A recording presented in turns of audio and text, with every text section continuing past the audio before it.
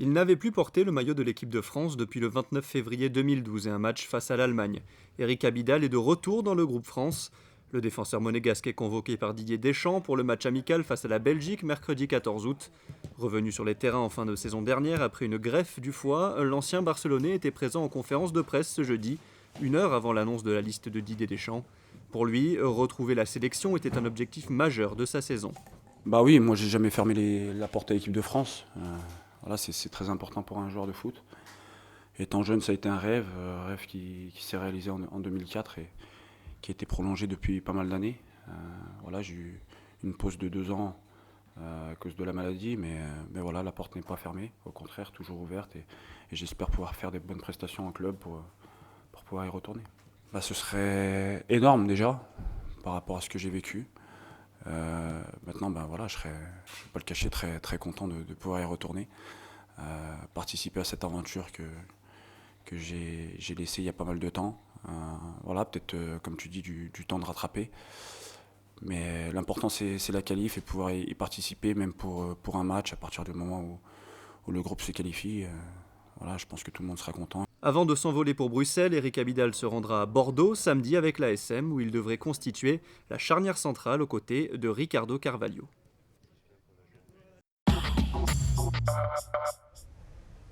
Dans le cadre de ces nocturnes, le musée océanographique organisait ce mercredi une conférence dont le thème était Pourquoi et comment protéger les requins.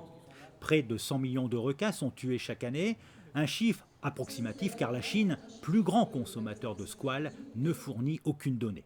Autre constat, l'Indonésie, l'Inde et l'Espagne sont les plus gros pays pêcheurs de requins. La France, elle, arrive en 12e position. Pour débattre du sujet, Jean-Paul Michel, directeur pour la France des programmes Global Ocean Legacy, et Yann Perras, amputé d'une jambe après avoir été attaqué par un requin. Le drame se déroule en 2003, alors qu'il fait de la planche à voile à Margarita, une petite île au large du Venezuela. Mais malgré cet accident, Yann milite au sein de l'ONG Pew Environnement pour défendre celui qui l'a attaqué.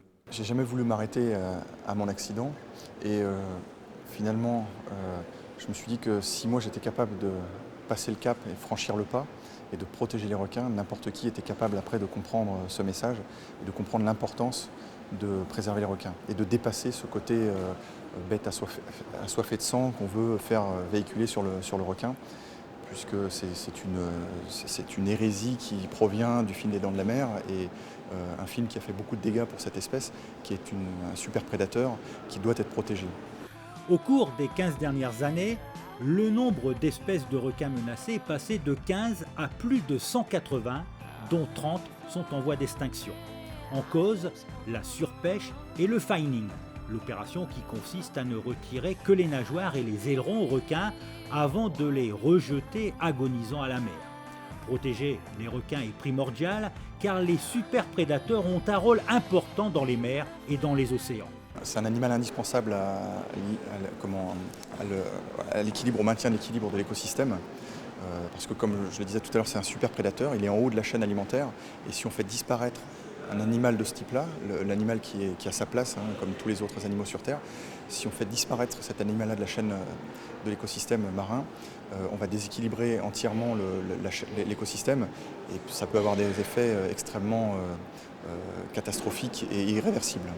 Depuis le mois de mars, les 178 pays membres de la Convention sur le commerce international des espèces menacées ont décidé de réguler le commerce de certaines espèces, mais cela ne suffit pas à sauvegarder les requins. Pour les experts, la création de grandes réserves marines est une des solutions les plus efficaces pour protéger les squales. Ces grandes réserves sont nécessaires pour la bonne santé des océans. Et donc on passe à une échelle différente, puisque jusque-là c'était les petites aires marines côtières. On passe là maintenant à la grande réserve marine et les experts unanimement dans le monde considèrent qu'il faut au moins, dans une première étape en 2020, 10% de nos océans protégés. Alors quand on dit protéger, c'est soustrait à tout ce qui est activité industrielle et commerciale, c'est-à-dire la pêche industrielle, mais aussi tout ce qui est exploitation minière, offshore, pétrole, etc. Donc il faudrait, dans un premier objectif, que 10% de nos océans puissent se régénérer et fournir au reste de l'océan la possibilité de continuer à vivre d'une manière durable. Et si de plus en plus de pays, notamment les pays du Sud, commencent à se rendre compte qu'on pille leurs ressources, les pêcheurs doivent eux aussi prendre conscience qu'ils ne sont pas propriétaires des ressources de la mer.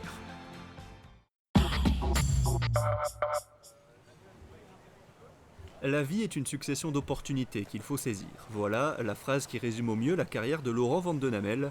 Né à Armentières comme Danny Boone, ce nordiste devient le 16 avril 2013 le nouveau chef exécutif de l'hôtel Méridien à Monaco.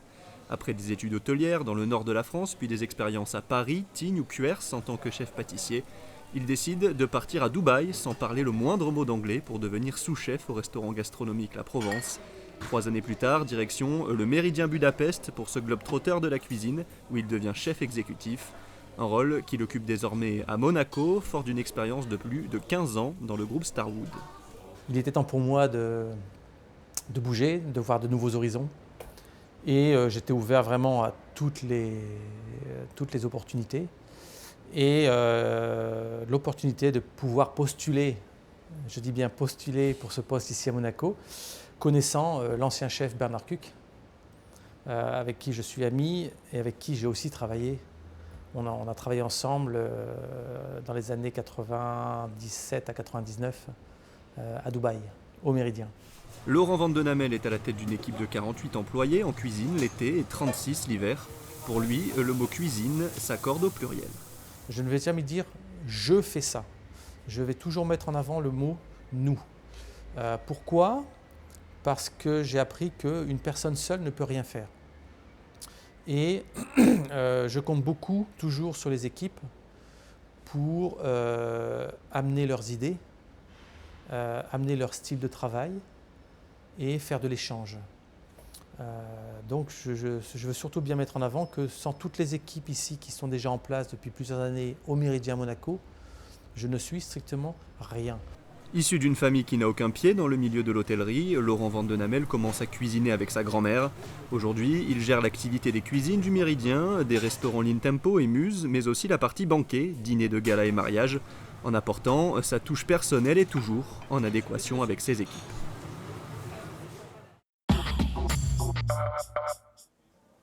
Vous avez certainement remarqué ces grandes sculptures en forme de bonbons positionnées dans les jardins de l'hôtel Hermitage et au Sporting d'été. Qu'elles soient en marbre, en bronze ou en plexiglas, les œuvres de Laurence Jenkel ne passent pas inaperçues. Ces bonbons de 2 mètres de haut, célèbres dans le monde entier, sont exposés à Monaco dans le cadre des 150 ans de la Société des Bains de Mer. Des pièces toutes originales à regarder sous plusieurs angles. C'est un petit peu de chacun d'entre nous, de notre enfance, qui est véhiculé au travers de ces bonbons. Et puis j'ai la chance donc d'avoir un sujet qui est au demeurant un sujet très simple, mais qui parle à tout le monde, qui est un sujet international. À chaque fois, les œuvres en plexiglas sont des œuvres pièces uniques, c'est-à-dire que c'est une seule torsion, un seul drapé. Je ne peux absolument pas refaire la même chose. Même si on voit un bonbon à Hong Kong, à Séoul, à Singapour, à Dubaï, ce ne sera jamais le même. C'est impossible, de par la technicité même du plexiglas, mais aussi et surtout de par le tableau qui est à l'intérieur, donc qui se révèle sur différentes facettes de l'œuvre en 3 dimensions. Autodidacte, Laurence Jenkel a commencé à créer dans son atelier à Valoris dans les années 90. Depuis 2005, l'artiste décline ses collections de bonbons dans plusieurs tons et plusieurs dimensions. Dans ses mains, la sucrerie est devenue objet d'art selon une technique de fabrication bien spécifique. Un premier travail d'esquisse pour travailler justement l'idée du tableau, de ce que va être mon œuvre au final, donc avec une œuvre sur papier. Et ensuite, donc, je prends ma plaque de plexiglas transparent et là, je viens travailler à l'aérographe, au pinceau, donc mes différentes couleurs. Donc cette couleur fabuleuse qui résiste à la cuisson. Donc des œuvres travaillées sur la plaque, à plat, et ensuite donc une œuvre que je travaille en la mettant au four. Donc la plaque devient malléable et ensuite je peux donc la travailler en torsion, en drapé et avoir mon tableau qui apparaît au travers de cette œuvre bonbon sculpture. L'œuvre de Laurence Jenkel s'inscrit dans une démarche à la fois intellectuelle et culturelle. Elle est représentée dans 25 pays par de nombreuses galeries et fait partie d'importantes collections privées et publiques. D'autres sculptures de bonbons sont visibles à l'Opéra Galerie de Monaco. Le Sporting Summer Festival poursuit sa programmation après Garou et Mika. C'était au tour d'Elvis Costello de se produire sur la scène de la Salle des Étoiles. Elvis Costello est un véritable caméléon dans le monde musical, rock, pop, musique classique, reggae. Tout au long de sa carrière, il a touché à tous les styles musicaux. Il fascine d'ailleurs par son aisance à changer de registre. Une aisance sûrement due à son enfance car Elvis Costello a baigné dans la musique dès son plus jeune âge. Mon père et mon grand-père étaient des musiciens professionnels, les deux jouaient de la trompette. Mon père était aussi un chanteur, il se produisait sur scène et à la radio. On peut dire que j'ai été à bonne école concernant la musique, car j'étais bien entouré. Dans la famille, on joue tous des genres de musique différents. Au-delà de ça, c'est un travail à part entière. Pour moi, c'est plus une vocation. La musique fait partie de moi.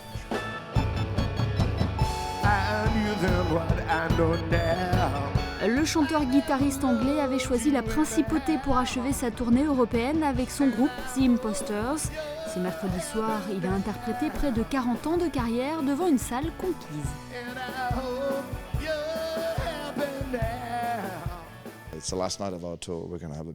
C'est la dernière date de notre tournée, donc on prévoit un gros final pour notre dernière. On va se régaler, on va jouer pas mal de musique de mon répertoire. On a débuté en Norvège pour enfin arriver ici à Monaco, donc on a pas mal voyagé. On a eu des expériences très différentes. On a joué aussi bien devant 80 000 personnes que 200 personnes. On passait d'un stade rempli à une salle plus intimiste comme des cabarets. Elvis Costello sortira un nouvel album en septembre prochain, un album plus hip-hop, cette fois-ci baptisé Wise Up Ghost avec le groupe The Roots. 1, 2, 3.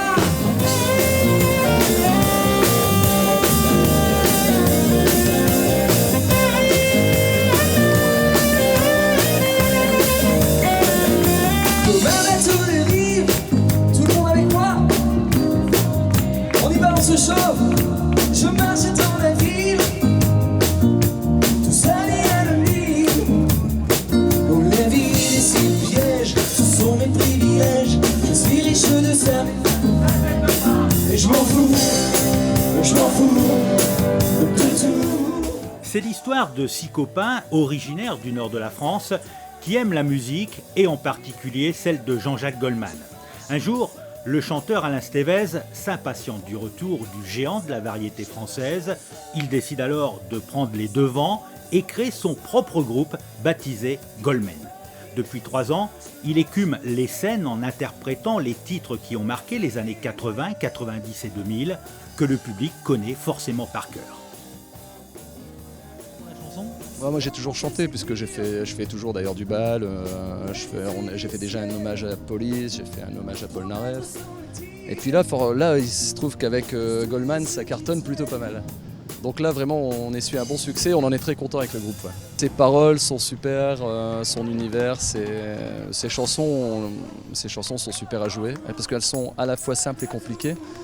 Et c'est toujours un challenge de bien les jouer parce qu'on est là aussi pour bien les faire, pour pas décevoir un public qui est très goldmanien entre guillemets. Ce soir-là, ils sont plusieurs centaines rassemblés au Port Hercule, dans le cadre des musicales organisées par la mairie, pour applaudir le sosie de Jean-Jacques Goldman. Jean, basket, Alain ressemble à s'y méprendre à l'original, la voix, le comportement et le physique. La chemisette blanche et la cravate en cuir rouge aident aussi.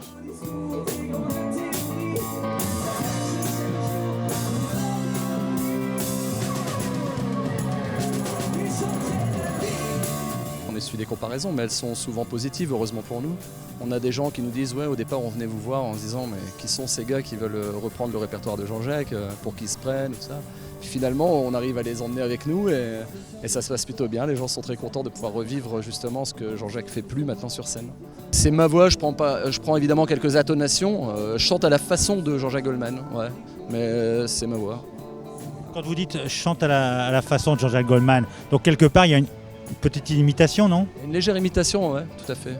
tout à fait. Mais j'ai pas trop de mal à la faire. Et c'est bien, tant mieux. Parce que sinon, ça serait beaucoup de travail en amont. Déjà que c'est beaucoup de travail, mais si en plus il fallait bosser l'imitation.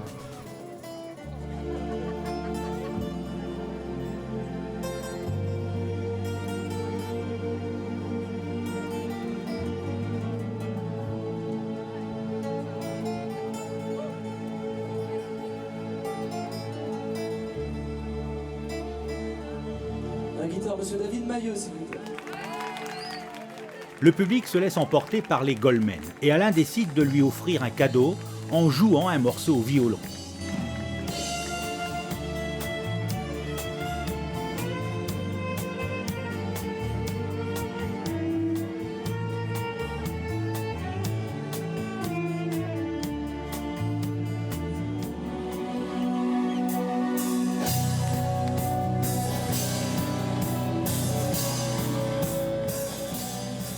Accompagné par 5 musiciens, David à la guitare, John au saxo, Bruno au clavier, Jérémy à la batterie et Pierre-Henri à la basse, le chanteur offre un bel hommage en chanson. De « Je marche seul » à « Encore un matin », en passant par « Au bout de mes rêves » ou encore « Envole-moi », pas un classique n'a été oublié.